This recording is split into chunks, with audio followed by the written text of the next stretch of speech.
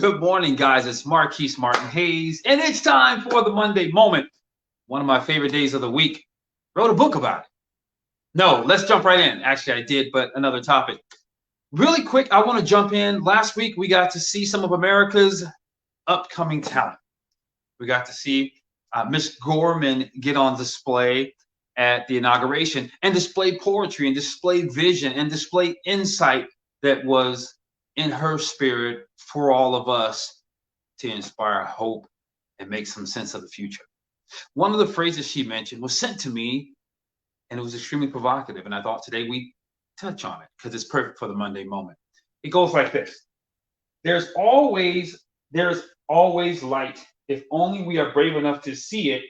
If only we are brave enough to be it. If only we're brave enough to see it. If only we're brave enough to be. I love that. That phrase has kind of resonated with me. It's been an anthem in my space because what she taps into is the power of personal responsibility, right? We are in a time, and have been for quite some time, where we're looking outwardly for something, someone to save us, to fix us, to make things right for us. But the reality is that that's not going to happen because it was never designed that way. The reality is that you, my friend, you are the light. See, we've been duped in society in many different ways to look outside of ourselves. But if you find people who are successful, who have had some success in their life that are balanced, and I don't mean balanced like work balance, I just mean like they're successful, but they're also sane, you'll find that they chose to be light in their own life. But that took bravery. I get it. I understand it. I understand that the mass conditioning doesn't support the idea of bravery. It supports the idea of just, hey, follow along with whatever's working. Don't, ruffle feathers too much and do what you can to maximize your opportunity. But the reality is that that's a very dull existence in many instances. And that's why we have a lot of the frustration that we have within ourselves, within our communities, and within our country. Because we haven't been brave. We've been cowardice. We've not been willing to stand up and say, hey, this is right, this is wrong. And not against someone, but as a light to say, hey, here's how we can do better. No one has to lose for you to win. Right? Am I wrong? We subtly have it in our backdrop, in our heart, in our spirit, in our fabric of our culture, where we think someone does have to lose for us to win. But the reality is, it doesn't work that way at all if you want long-term success. One of my friends, Dr. Cash, she talks a lot about how she works in the financial industry and where she's bringing back humanism back into the equation, right? So it's not just numbers, it's community in the business so that all elements thrive. Well, that's the same with us. But we've been cowardice because we think, or we've performed to the degree that someone had to lose. But if we would be brave enough to be light and actually show up in our own space and stop looking outwardly for someone to come save us, someone to come fix us, someone to come lead us, and we begin to take personal responsibility for the light in our space, then we begin to create something familiar.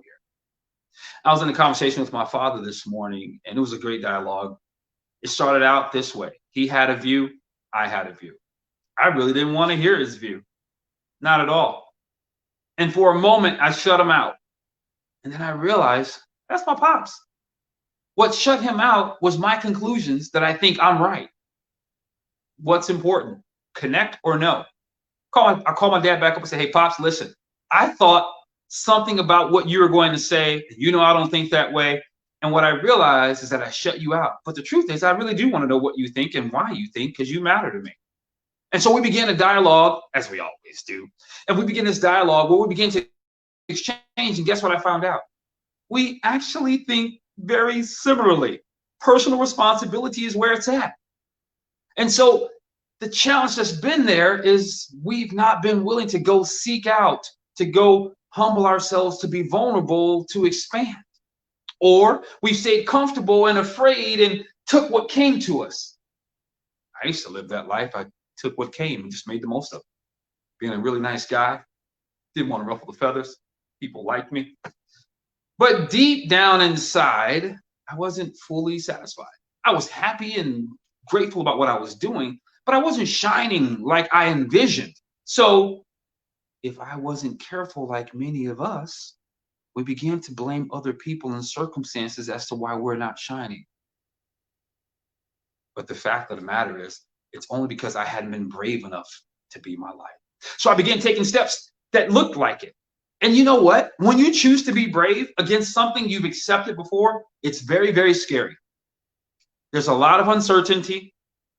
Like Steve Harvey said in his book, when you jump off the cliff, you're going to hit the rocks on the way down and it's going to hurt. You're not going to fly. It's not going to happen that way. It rarely, if ever, works that way. But you learn how to fall properly so that you can get up and carry on with where you want to go. So yeah, it takes a lot to be brave. But I mean, how else are you going to get light in your life? No one else is going to come shine it for you. And you would be a fool to be waiting for it. That's what she talked about. We got to be brave enough to be it. And so taking those steps, I don't know what that means for you. But here's the deal. The society that we live in, the lifestyle you have, the way your family functions, the way your relationships are, whether they're authentic or inauthentic, only you know, is a result of whether or not you chose to shine. It's the result of whether or not you chose to be brave and create something more dynamic. I want to encourage you to look within. Study yourself. Find out where you're compromising with yourself. Did you have a dream and you just let it go? Did you have a desire and you just let it go? Hey, this is just the way it is, and so this is how it's going to be. Do you know that every time we choose to just accept things the way they are, we become embittered inside? A little piece of us dies every time. And the more we do that, the more we cut off ourselves, the more embittered and emboldened and upset and frustrated and negative and pessimistic as a result of not being brave. So yeah, it's on you. It's on me. She challenged us. Amanda Gorman challenged us and said, will you be brave enough to be the light? Like, it might not be shining where you are, but maybe you're it. Maybe you're the light. And maybe you need to step it up. Maybe you need to amp it up in your family, in your own life, in your community, in the state, in the country, around the world. Maybe it's that.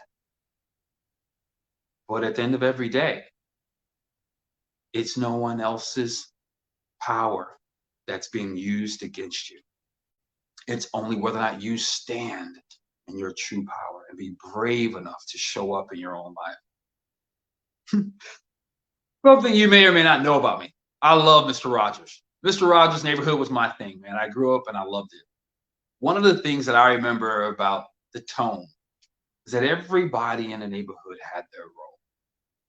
He honored them for who they were, the little fake characters and all, and he celebrated them where they were. If you're not being you, it's extremely difficult for us to celebrate you because you're not showing up.